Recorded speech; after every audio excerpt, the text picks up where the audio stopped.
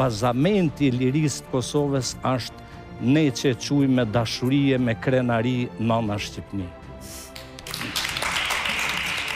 I drejt për drejt dhe shpesher i papërmbajtur, Milaim Zeka ka ndërtuar një identitet unik në gazetari, duke kombinuar informacionin me emocionin dhe analizën me ndjeshmërinë kombëtare. Ka raportuar nga lufta, ka qenë i ftuar në sallat e politikës, çka e bën një nga ata njerëz që i njeh të dyja, terrenin dhe studion. Milaimi është shumë aktiv në rrjetet sociale, veçanërisht në Instagram, ku shpërndan kujtime, mendime, por edhe momente personale, ku nuk mungojnë fotografit me familjen, udhëtimet, por edhe mesazhet e forta politike dhe patriotike, gjithmonë me një stil që nuk të lë indiferent. Por le të ndalemi sot tek disa përjetime të tij personale, që rikthehen në kohë mes fëmirisë dhe kujtimeve të një jete, të cilat bëhen edhe më të mbukura e të mbushin me emocion kur ndahen e fliten me zë të lartë. Me zë të lartë do t'i flasim. Vjen në studion e ftesë të 5, Milaim Zeka.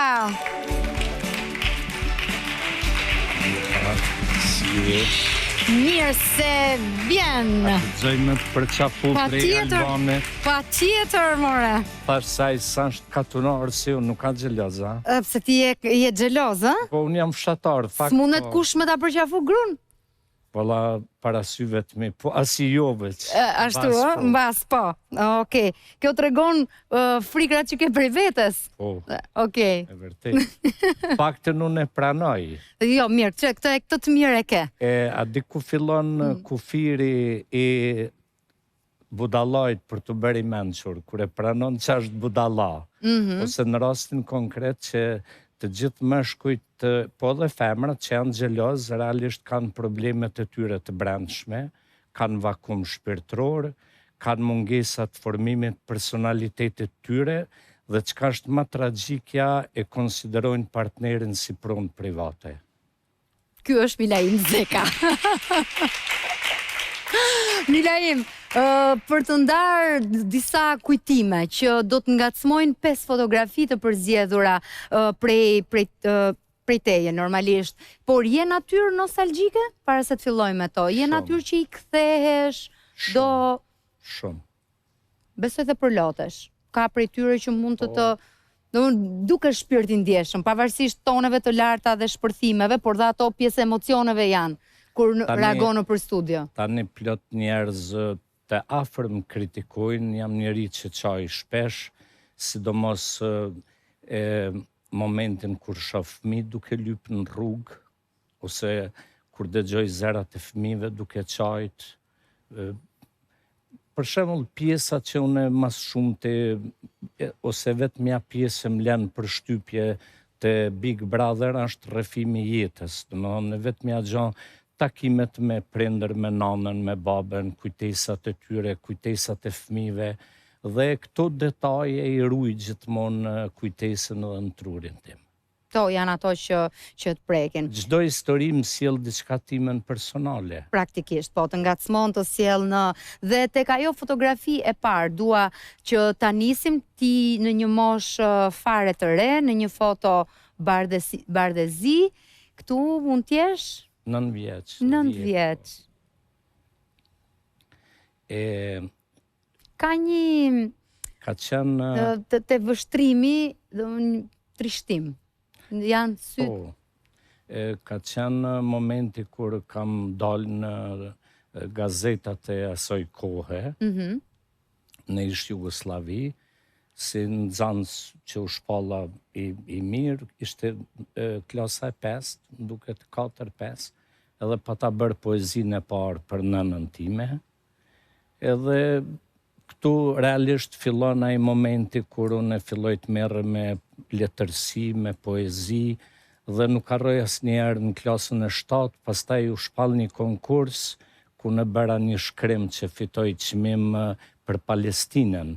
Vërtet? Po, edhe mësuesim që është gjallë dhe Donasheja Jusufi, e bëra një shkrim duke duke mendu edhe të nanat tona, që ishin shumë të burgosur politik, Adem Demaci, edhe është shumë e çuditshme që para sa i bjen 26 viteve kam bërë atë shkrim edhe e them kështu që nanat për 8 marsin, si e presin nanat palestineze 8 marsin, thash që në vend të luleve ato morrin plumba. Dhe gjithmonë ajo histori tragjike e popullit palestinez, e popullit kurd, sjell te historia e popullit ton, që është popull shumë më i vogël, dhe si ka dasht i madhi Zot me na rujt edhe me qenë kaq mirë, dhe prandaj e kam të shejt Amerikën, prandaj e kam të shejt NATO-n, prandaj kam thënë që Biblia dhe Kurani im janë UÇK-ja dhe NATO-ja. Sikurse për mu që është i dërguar i Zotit Adem Jashari. Unë kam qenë, qofse guxoj shkurt, e ndërprejëm të lirisht. Kam qenë para disa, vitin e kaluar kam qenë në Dublin, dhe duke e dhënë pasaportën time dhe biletën që udhtoja nga Dublini për Stamboll-Prishtinë, po i tregoj atij djalit që ma boni checkingun, thasha, e din ti pse unë vi në Dublin? Tha, jo, thash, ju e keni një hero që quhet Michael Collins, edhe ta kisha preferu me shiku këtë film bashkë me Albanin, sepse lunë edhe dashuria ime e madhe në atë film Julia Roberts, dhe Michael Collins si filmi është ndërtu mbi baza reale, mbi fakte, mbi dokumentar, se ka dhe pjesë të dokumentarit. Ky e detyron Anglin, kur i kishte 2/3 e botës, me njoft autonomin e Irlandës. Identik, thash, me Michael Collinsin e juj, është Adem Jashari, i shqiptarve, i cili thash për 3 ditë janë vra 58 antarë të familjes. Dhe është shembull i jashtëzakonshëm i historisë botërore, thash po futu në YouTube dhe do e shifsh filmin që kam bërë unë për Adem Jasharin. Tha, të lutem, ma jep mbrapa biletën edhe pasaportën, ja dhash, edhe ma boni business class biletën. Shenjë respekti, do më atë që kishte ndorë praktikisht e bëri. Edhe shef, do më thonë, njerëzit, Michael Collins i ka ndodhë para 150-200 vite, nuk e ditë sakt, sa shumë popujt e civilizumi që mujnë vlerat e tyre. Ne shpesher tallemi me Skënderbeun, tallemi me Nën Terezën, tallemi me Adem Jashari. Me figura që praktikisht duhet i kemi të shenjta dhe s'mund guxojmë të bëjmë humore. E këtu e shef... Milaim, ata sy ashtu me bishtin e varur poshtë, të duke qarë edhe tani në studio.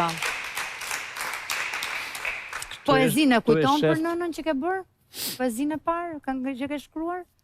Nuk e kujtoj, por kujtoj një poezi tani në klasën e 7-8 ka me të regu një diçka të pa besushme. U shpall një konkurs letrar për të marrë pjesë, ne po duhej vetëm të ishe në gjimnaz. Dhe unë e bëra 2 shkrime në emrin e motrës time, që është 2 vite para meje. Edhe kur fitoj çmim, shkum t'i ke qenë Prishtina i pallati madh i mediave. Shkum atje dhe motra, për herë të parë kisha pa ashensor. Edhe zbriti e ke njoft Çani Mehmetin e madh, gazetari jashtëzakonshëm, ishte kryeredaktor në atë kohë i Zerit në Kosovë. Zbriti Çaniu i tha motrës, hajde tha lart me marrë çmimin. Unë ngella poshte, pastaj motra talle, tha çka s'ban ti? E kam pas shkru një poezi në atë kohë që ja dedikoja ndarjes Shqipërisë dhe të Kosovës. Vrejta një bankë, përmes ishte thyer, nga lotët e saj tepër ishte zhlyer. E pyeta bankën çfarë të ka gjetë, ajo e mërzitur me zini se flet. Në klasë të 7, por Merita i mori motra. E kemi të drejtën për ta thënë këtë gënjeshtër kështu të bardhë sot, Në fotografinë e dytë të përzgjedhur nga Milaimi, ikim nga ky portret vetëm, jemi mes dy shokësh, ti sigurisht që ai në mes, se dallon buzëqeshja, edhe pse cilësia nuk është fort e mirë e fotografisë. Shumë fotografi interesant, kujtime interesante edhe me qenë se krejt jetën time kam të filmuar, të dokumentuar, po flas, kjo është fotografi nga më interesante të jetës time. Pse?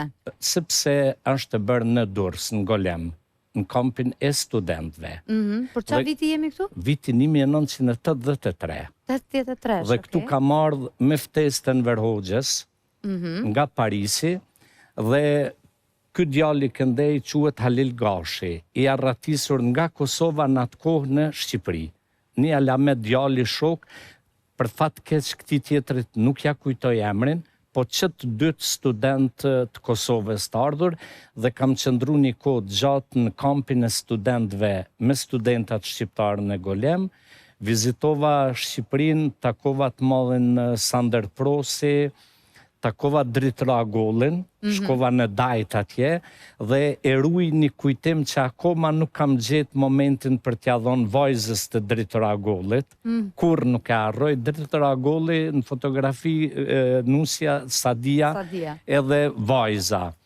Edhe shkova në kamp, ishte në kamp veror, atje shkruante Dritra Agolli poezi, më qunë, pastaj kam qenë në Roshbull, në Durrës, në Shijak, në Qerret të Durrësit. Ishte hera e parë kjo? Hera e parë. Po si ka mundësi me ftesë të vetë Enver Hoxhës? Që të regoj se historia është interesant. Çfarë ke qenë ti se kus na shkon mundja tani që në ato kohë ishe me ftesë personale të më të madhit në vend? Po, unë e flas me referenca, po të them Ilir Kernin e nje. Po, patjetër. Po, balerinin tonë. Koreograf, po. Gjitha, bashk. Erdhi ansambli shtetëror në turne në për Gjermani. Dhe une në autobus me ta, një mujdet bashk me ta, flia me Ilirin, me të tjertë, me Besim Zekthin, me gjithë këngëtarët kush ka qenë me Liri Erashen, e tjerë. Dhe ishte 75 vjetori i ditëlindjes të Enver Hoxhës. E une mora, do me thonë, 75 karanfila, ja dërgova edhe në tribun këto zonja të kujtojnë, kur i merë Enver Hoxha në tribun, karanfilat të se manë men. Jo, s'kisha lindur. Bravo. Dhe ashtë... Unë jam lindur ditën që ka vdekur ai. O, më vjen keq. Atë si më vjen mirë.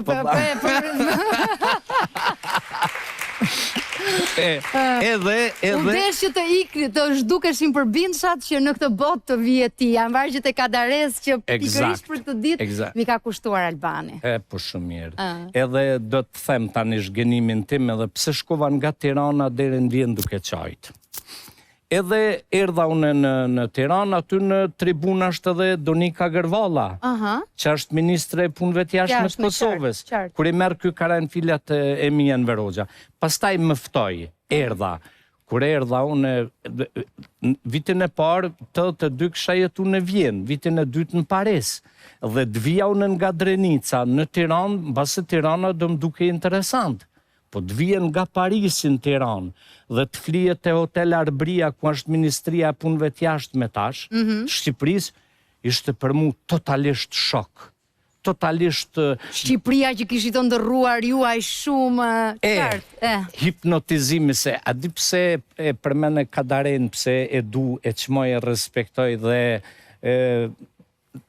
Jam edhe në librin e Nusës Kadares, se ka botu edhe një fotografi, unë e kam bërë shumë herë intervist, a i thot dëgjo Milajm, Enver Hoxha neve na kishte hipnotizuar, sepse nuk mund ta detyrosh asnjë njeri me qajt.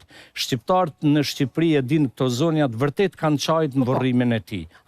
Dhe unë isha i hipnotizuar, djali i ri, ja po mshe me flokë gjata. Boll i qeshur. I qeshur, bile me tregu drejt maxhunin këtu gocat e bllokut. Ça thumë? Por unë s'ka mbet me rak. Por unë i shkreti, do me thonë, aq i ndershëm. Ti, përmbajtur jam, mbi ekran.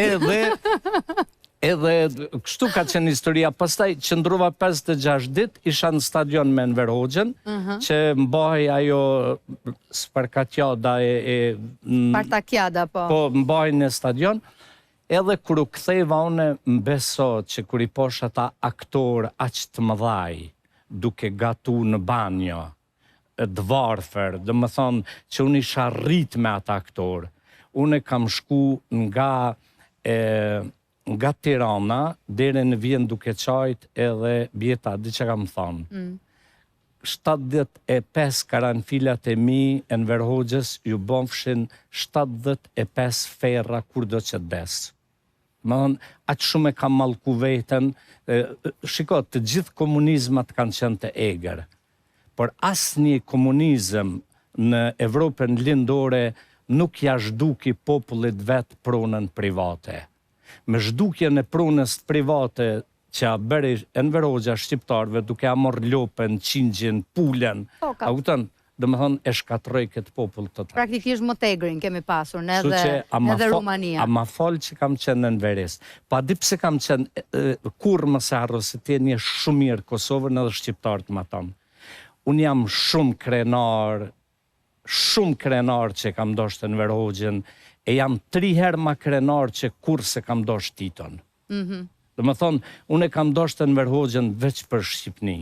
E kam dosht edhe Sali Berishën, e kam dosht tashmo, zotin, ti se diso e duhe dhe Edi Ramën. Sama.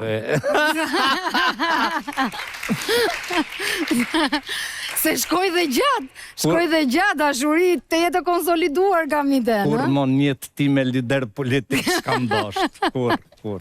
Se ka qenë budallakia ma e madhe. Mirë, e rëndësishme është që të kuptojmë gabime që s'kam ngel budalla, po dhe me thonë. Po e tham. Do me thonë nga Kali... Ndërgjësimi është i rëndësishëm. Me falë nga Gomari jem shëndruar në Kali. Mirë, ka përcim... Kali është shumë I mençur. Edhe për Gomarin unë kam respekt. Okej, faleminderit. Me thonë të drejtën, dhe më vjen keq që atë që është punëtor, neve e përdorim si sharje Gomar. Se me thonë drejtën është shumë punëtor. Dhe nuk e di pse njeriu punëtor, apo dhe atë që është kafsh punëtore në... A më trun s'ka, e thash në kuptimin e trurit. E qartë. Edhe unë kam qenë I bukur diku. Edhe ti, qenë gjunin pra gocat e blokut, po s'më the cilat kam me të fiksim. Jes, nuk flas për emra. Jo, pa emra. Fiksim? Unë për shembull kam nej vetëm jam shoqëru me aktor, me shkrimtar, edhe kështu që Tedi Lubonjan për shembull kam plot vetëm me këtë kategorit njerëzve kam nejt. Qartë. Në këtë fotografi, Willkommen, mirë se erdhët on board. Po, velkommen on board. Willkommen mirë se erdhët. Kaq kuptoj nga gjermanishtja. Nga suedishtja. Okej, në ato ujra jemi. Këtu jemi në Anije, zbashku me Edën, duke shku për Finland. Është hera e parë që Eda e viziton Stockholmin, erdhi në radio televizion të Suedis, ku kisha punu atje, u taku me ish shefen time, Vibeke Bulinder, edhe realisht televizioni Suedis I bon një nder shumë të madh, e improvizu në një studio gjigante, që kjo ta prezenton të motin. Sepse Eda në atë ku ishte prezentu se ishte redaktore lajme në Alsat, dhe prezentu se e motit, kështu që e pritë njerë zakonisht mirë, edhe I thanë që Mlejmi ka qenë djali ma I ndershëm në radio televizion. Besoj që Edës aty u shtua respekti për të. Normalisht. Këtë djale kishtë tani mua jo të vetin. Kështu që pse jo, pjesë e krenarisë është edhe ajo. Sa vjetë që keni qënë, kur jeni njohur? Besot që nuk, kur jemi, unë kam qenë 36 më duket, Eda 37. Që duhet me rajt ka pak kështu publikisht. Këshur, po kënjeve njerë duhet të vazhdojnë. Bravo, po edhe post rajta, pas taj snijem si shqiptari mirë. Me Edën kemi diferencë moshe 16 vite. Kështu që Eda ka qenë... Bëjni logarit vetë ju, qartë se Milaimi... Po në dashuri mosha nuk ka fare rëndësi në dashuri. Dërsa ndo gjera tjera që s'po I flasim mund të ketë për dikend. Në rasin të ndjo. Një dashuri që si do të cilësoje me Edën, si ka qenë? E me njëhershme, zjarrt. Unë notën e parë që e kam taku Eden, edhe kemi qenë në Sky Tower, ku jeton të Kadareja aty, notën e parë e kam shiku në sy edhe i kam thonë, kemi qenë një shkrimtar norvegjez, një shkrimtar nga Australia, folem anglisht laka, edhe dikur shqepu, ne i thashoj ti qik, tha urdhëra. Thash, për momentin kendo një djalë me cilin do në të martosh, tha po pytje shumë personale. Tha pse po më pyt, thash se vallaj do mu martu me ty. Tha a je budalla i qmendur, thash dyat, se thash budalla dhe i qmendur i martohe. Aty ta ke bërë iku putat të mbaroj historia. Qartë. Edhe pastaj i tregova, i thash që kam qenë i martuar, jam i divorcum, kisha 10 vite i divorcum, edhe i thash të vetmin kusht një të ke që do të takosh me ish gruan time, që këto hera por për ta them publikisht, tha pse, thash sepse ti do të dëgjosh nga goja e saj motivin pse jemi nda. Tha jo po s'm duhet, thash unë vetëm këtë kusht e kam, edhe thash dje që Zotin e kam dashurin time edhe vajzat mas shumëti, kështu që... Çfarë doje të vërtetoje? Do më përmes gojës, fjalëve të ish bashkëshortes tënde? Sepse ajo ja ka tregu motivin e vërtet pse më nda. A kupton? Çdo njeri ka një motiv, edhe nëse gjykata nuk e gjen motivin pse dikush e ka vrarë dikend, në perëndim realisht nuk dënohesh. Motivi është më rëndësi, prokuroria duhet me gjetë motivin. Unë kam pas një motiv shumë të madh pse më nda, a kupton? Cili ka qenë, mund ta themi? Jo, nuk e them për shkak... Apo edhe ne duhet të kontaktojmë ish bashkëshorten tënde? Po, edhe ajo ka pas motiv pse u nda prej meje. Qartë. Gjithmonë në ndarje, dëgjon, në aksident dy palët e kanë fajin. Gjithmonë. Dikush ma shumë, dikush ma pak. Në aksidenti mund t'jesh dhe rrugën tënde dhe vjen të bie tjetri. Eksakt. Po ti që s'ju ko e rujt budallës edhe ti ke fajet, që t'ka roj. Kështu thuhet në teorinë e aksidenteve. Unë në bashkëshortësi këte, dhe bjeta du të themi diçka, po e thamë si këshill për këto zonjat nderume këtu, po edhe për gjitha ata që do na përcjellin. E kam një këshill, besoj që hera por do pajtohesh me mu. Ja ta dëgjojmë. Kur dikush të rrefen pse është nda prej dikujt, prej të dashurit, prej burrit, prej fëmijët, ti duhet vetëm dëgjosh. Ma e keqja në Shqipëri është gjithë ta komentojnë jetën. Unë kam nevojë me të tregu ty e ti veç me më dëgju. Sepse populli ynë e ka një shprehje të jashtëzakonshme që thotë gjilpera nuk hyn në mes thonit edhe mishit. Do me thonë, marrëdhëniet tona, martesat tona, ose dashurit tona, janë aq të ngushta, sot që ti e lëndon tjetrin me thonë, e pse? Për shembull, plot njerëz, këto gratë e dinë, edhe ne, edhe ti e din, na i kemi paragjyku diken, i kemi thonë, po si e dashuruti një gru të martume, ose në një burr të martume. Pastaj vetë kemi raj, kemi hangër. Pse? Se dashurit janë të paspjegueshme. Kur spjegohet dashuria, mo nuk quhet dashuri. Janë të pakuptimta, të paspjegueshme, shpesher të çmendura, edhe ti s'ke pa kur film që është bën për gruan ose për burrin. Krejt filmat janë domethënë çuditshëm. Për rrëmbimin e zemrës. Po. Qëndrojmë atëherë në këtë moment të reflektimi që na solle për ne edhe për gjithë ata që po na ndjekin, sepse dy fotografit e tjera, rrëfime për të mos u humbur mbas publicitetit, qëndrojmë me Milaimin dhe të jemi në pjesën e tretë.